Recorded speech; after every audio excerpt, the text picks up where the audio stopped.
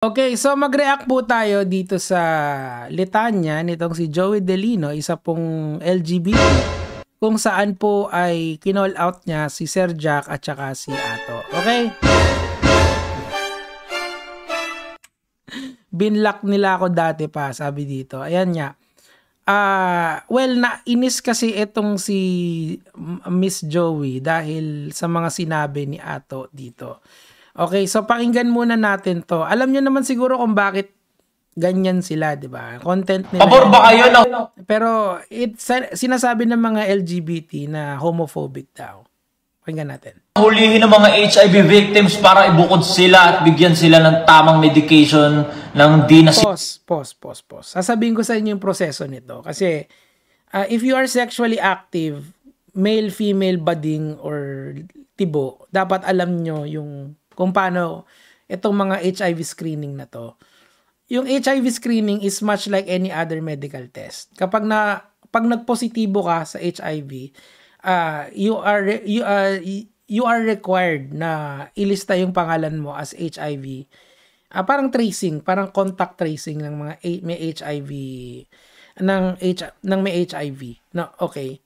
Pero you have to understand that this disease is manageable. Meaning to say, there are medications na pwede mong i-take for the rest of your life and you will manage HIV. And of course, ang problema kasi ngayon sa mga tao tulad ni Ato, instead of actually trying to tell the people how to prevent HIV,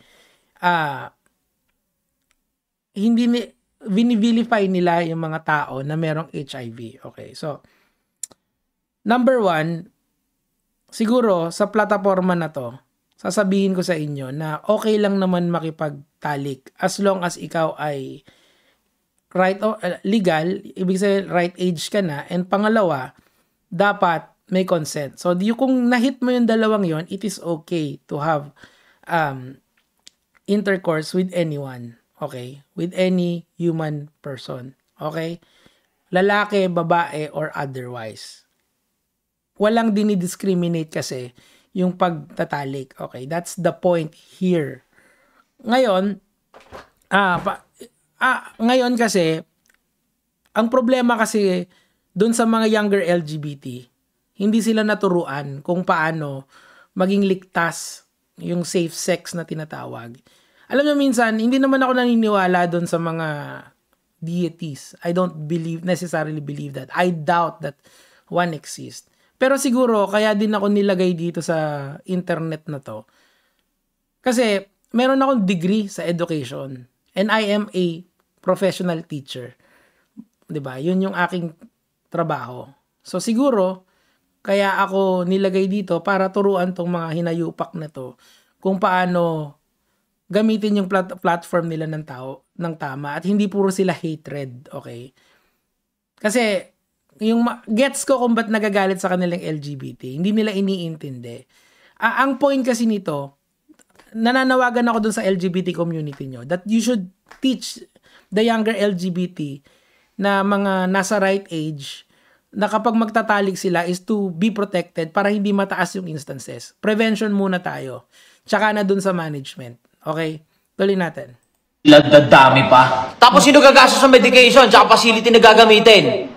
Taxpayer? Pause. That depends kung ano yung kailangan nung patient. Pero walang karapatan mo. Rights to, hindi to privilege. Rights mo to na kung meron kang sakit is dapat aalagaan ka ng gobyerno, 'di ba? Free health care to everyone. Yun yung mandato ng gobyerno. Kaya tayo pumayag na magpa-under sa ating government. It's because when problem arises, the government should protect us. Literally, kung dyan sa ganyan, dapat gobyerno, sasagutin ka talaga dapat ng gobyerno. Pero in practice, hindi naman yan nangyayari. Like for example, yung sex education in relation dito sa sa issue na to. Naaalala nyo ba, a few years ago, hindi, actually, this year lang yan. May mga barangay officials na pumunta ng Thailand or something like this for HIV awareness, kung paano magturo sa mga mga sa LGBT on that, 'di ba? Gumastos ang gobyerno noon ng 27 million pesos or something like this para ano yun para tustusan yung ano na yon, yung trip na yon, 'di ba? Instead of actually teaching yung LGBT na community na kung paano paano i-prevent ito, anong ginawa nila? Pumunta sila doon. Kaya ako naiinis doon sa mga officials na yun eh. SK yata yun, hindi ko matandaan kung yung detalye nun, pero alam ko kinontent ko na yun eh. Ang pinopoint ko rito kasi, instead of trying to understand the problem, you attack the community like what you're doing. Kaya sila nagkakaroon ng visceral na sa inyo, visceral na reaction sa inyong dalawa ni Sir Jack. Si Sir Jack gets ko naman yan eh. Wala nang pag-asa yan. Miski yung PWD niya na situation niya, ginagamit niya para i-further yung katangahan niya dito sa internet. So, lost cause na yan si Sir Jack. Good luck na lang doon sa mga boboto dyan sa tao na yan pagdating sa 2028. Pero, si Ato kasi at least, medyo kaya niya pang intindihin sana tong mga bagay na to eh. Yes, kung ayaw mo naman sa man-to-man action, yun sa dalawang lalaki na nagkakaplugan, wala namang pumipilit sa'yo. At tsaka sigurado naman wala namang din papayag na LGBT na anuhin ka eh. So, quits lang, di ba? So, ang point dito sana, instead of we are preaching hate dito sa mga tao na to, let's try to understand them. Di ba? Yun lang. Ako, hindi naman din ako member ng organisasyon na yan. Although nakita ko na yung mundo nila, not for me, 'di ba? One time, pumunta pa ako dun sa yung Adonis, hindi ko gets kung bakit sila nag-i-enjoy doon kasi titignan ko lang yung sarili ko sa salamin, may lalaki na eh. Sila, gusto nila yon. Pero kanya-kanyang trip yan as long as all of it is above board or legal, walang problema doon. Hindi yun issue. 'Di ba?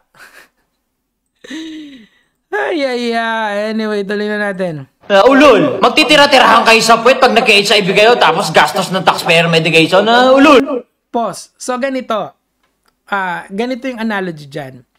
Most ng nagkaka-Alzheimer's na pasyente are matatanda. Most, hindi all. Most. Okay? Siguro, gamitin natin yung 80-20 rule. Okay? 80% na nagkaka-Alzheimer matanda. 20% yung mga hindi matanda. Okay? So, dun sa 80% na yon, meron mga mahihirap doon. Merong hindi kayang magtustos ng medication doon. So, ang gagawin nila, lalapit sila sa ahensya ng gobyerno at yung gobyerno yung sasagot dapat doon sa medication nung matandang yon. Okay? Fine? O, dun sa 20%, applicable din yon. Pwede rin silang lumapit sa gobyerno. Okay? So, matanda, bata, pwedeng lumapit sa gobyerno para humingi ng tulong. Correct? So, ang point doon, 80% ay matatanda. Okay? I-vilify ba natin yung matatanda because they have Alzheimer's? They have degenerative disease because of that? Balik natin dun sa LGBT. Yung LGBT, most of them, according to the data, most of the nagkakaroon ng HIV are mga LGBT. Pero meron din naman hindi. Tama, di ba? So, 80% ng nagkakaroon ng HIV, mga LGBT, 20% hindi. Okay? So, ganun din yung analogy. Pwede ba lumapit yung 80% sa gobyerno para humingi ng tulong? Anong sagot? Yes, of course. May libre ng screening eh. Sagot ng gobyerno eh. 20%. Pwede bang lumapit? Yes, of course. Meaning to say, the government is not discriminating kung sino yung tutulungan nila. Kung kailangan mo ng tulong, dapat humingi ka ng tulong. At gagamitin nila yung taxpayer mo. Bakit? Kasi yan yung pinagkasunduan natin ng gobyerno natin. They are here to serve and protect. Tama ba? They are here to serve and protect us. Especially health. Yung, di ba, yung number 1 nila, I think education and then health or something, yung ganun yung order nun. Hindi mga flood control at saka mga kung anong bullshit. Diba? So, point here is that hindi, kung humingi sila ng tulong sa gobyerno, karapatan nila yon. Karapatan yun ng 80% at saka karapatan yun ng 20%. Yung kabuuan ng nagkasakit ng HIV, pwede silang lumapit to ask for help. Kaso hindi naman ganun yung nangyayari. Ang hirap humingi ng tulong dito sa gobyerno natin eh. Diba? Gets nyo na siguro yung sinasabi ko. Ang point dito, wag mong i-vilify yung mga tao just because they are LGBT.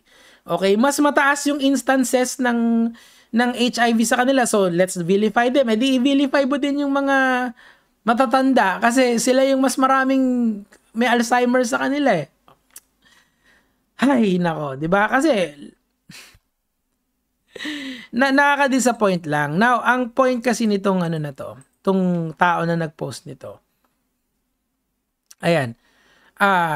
Kung hindi napansin, itigil din, pero habang tumatagal, palalim na ng palalim yung pinaghuhugutan ninyo, galit at poot. Sa isang rason, homophobic kayong dalawa. Yan, actually, ganun na nga yung lumalabas. Na napaka-homophobic nyo. Kasi yung HIV problem, before it is an LGBT problem, it's a health concern. It's a health matter. Kasi hindi lang naman LGBT apektado niyan eh. Maraming tao ang apektado niyan. And case to case yan kung bakit nangyayari yan. Meron nakikipagtalik sa lalaki, yung kapwa nila lalaki. Meron naman din nakikipagtalik sa mga yung mga alpha lamunin, sabi nga ni Gabe, 'di ba? Na bembang lang ng bembang basta may butas. Yun yung nangyayari. Mga lalaki yun. Although maliit yung chance na mangyari yun, nangyayari pa rin. But both of them can ask for the government for help if needed, 'di ba? Eto, kaso hindi ko rin naman gusto yung argument itong babae na to. Ato, bukod sa nagpo-promote ka ng sugal, ano pa ang ikinalamang mo sa baklang kino-content mo? Pinagkakakitaan mo at pinapalamon sa'yo dahil sa perang kinikita mo sa kada lait, insulto at pandidira. Di ba wala? Oh. Well, ano ba to? Ganun talaga si Ato eh. Wala na tayong magagawa dyan. Ang point kasi dito, may pagka-rage bait kasi to, madam. Kung ako sa inyo, i-report nyo na lang. Or mas maganda, filean nyo ng case tong mga tao na to. Kasi if na-offend kayo dun sa mga sinasabi nila, maybe as a community, i-call out nyo din yung mga platforms kung saan sila nagpo-post. Pwede naman kasi yun. Gawan nyo ng action, okay? Kasi itong mga post na to, it can only, eto lang yan. Wag nyo silang asahan na itataas nila yung antas ng argumento just because kinall out nyo sila. Natutuwa pa nga yung mga yan eh. Kasi nga, lalo na itong si Sir Jack. Kasi, si Sir Jack kasi DDS yan. Kumbaga, sinagad-sagad niya na yung mga problema niya sa buhay. Dinagdagan niya pa ng isa. And, okay na sana yung yung alam nyo na yan, ayoko nang patulan yan. Dito sa context na to. Si Ato kasi medyo gets ko pa eh. And whatever happened between us noon, it's over. Hindi ko na iniintindi. I've already forgiven him for doing what he did. Pero kung kayo, ganun pa rin yung sinasabi nyo, I don't care. I don't care at all. Hindi ba sampal sa pagkatao niya na kahit anong gawin nyo sa buong buhay nyo, kayo babalutin ng galit, okay. So, yung homophobia kasi yung tinutukoy niya dyan. Well, ganun talaga dito, madam. Kasi, alam nyo kasi, ito lang, una, wag nyong expectin na yung mga content creators ngayon is mag-a-adjust sa inyo right away, di ba? Kung baga, benta kasi yung ganyan. Minsan kasi nakakainis naman talaga yung ibang members ninyo. Katulad ng mga babae, obviously, mga lalaking umiihi sa CR, sila Fokirat, di ba? Yung mga kung ano-ano yung mukhang babae, hindi naman, di ba? Minsan si Ora, masyadong pa-ora, di ba? So, rin, ipulis nyo rin yung community nyo na i-call out yung mga sarili nyo kapag kami nagagawa. Diba? Parang kino-call out ko silang dalawa. Pare-parehas naman kaming content creators. So, nagko-call outan kami. Kaso, minsan, lalo na ito si Sir Jack. Si Sir Jack talaga wala ng pag-asa yan, man. Like, na lang yan eh. Mema na lang yan eh. Literal eh, diba? Mema bato na lang yan minsan. Kaya naiintindihan ko yung level of intellect niya. Si Ato kasi baka mapagpapaliwanagan nyo pa eh. Kumbaga, imbis na ginagamit niya yung platform niya for hatred sa mga LGBT, try niyang iintindihin yung sitwasyon. Baka kasi may mangyari dun sa sitwasyon. Anyway, yun lang naman po yung sa akin for today, Gagamala.